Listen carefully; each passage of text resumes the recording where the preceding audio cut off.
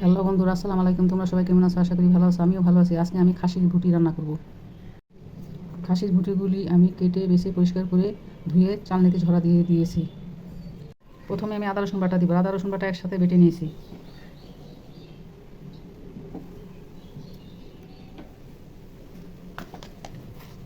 লবণ, হলুদ, মরিচ, জিরা, ধনিয়া একসাথে দিয়ে দিব। তেজপাতা, দারচিনি, লবঙ্গ, 3টা ছোটো এলাচ দিয়ে দিব একসাথে। বড় বড় করে কেটে রাখা পেঁয়াজগুলো দিয়ে দিব।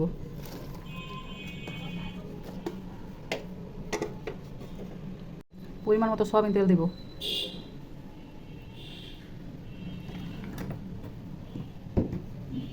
সব কিছু একসাথে ভালো করে মেখে নিব।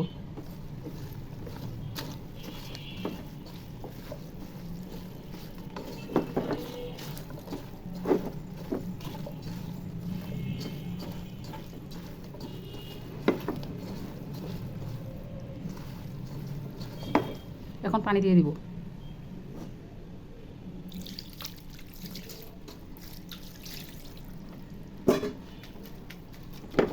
এখন ঢাকা দিয়ে চুলায় বসিয়ে দিব।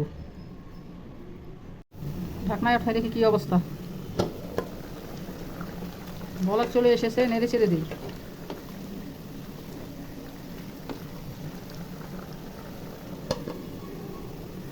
ঢাকনা উঠাই দেখি কী অবস্থা।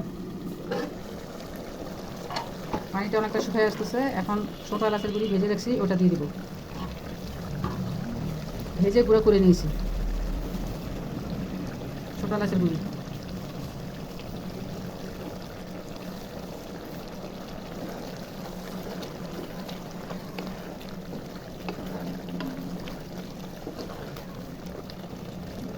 ভুটির পানি শুকিয়ে এসেছে। এখন ভুটিটা তেলের মধ্যে ভাজা ভাজা করবো। অল্প আছে, চুলার আঁচ অল্প করে রেখে ভুটিটা ভাজা ভাজা করবো। এখন নেড়ে চেড়ে দিতেছি।